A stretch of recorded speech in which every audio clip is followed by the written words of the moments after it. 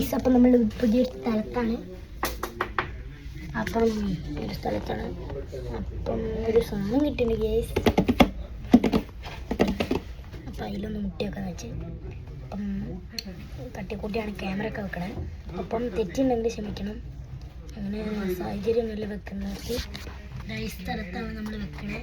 അപ്പോൾ സാഹചര്യമൊന്നുമില്ല. അപ്പം തട്ടിക്കൂട്ടി നമ്മുടെ വീട്ടിലൊക്കെ ആണെങ്കിൽ നല്ലോണം വെക്കുന്നത്. നമ്മൾ എറണാകുളത്ത് നിന്ന് വരുന്നതാണ്. അപ്പം ക്ഷമിക്കാം, തെറ്റുണ്ടെങ്കിൽ ക്ഷമിക്കാം.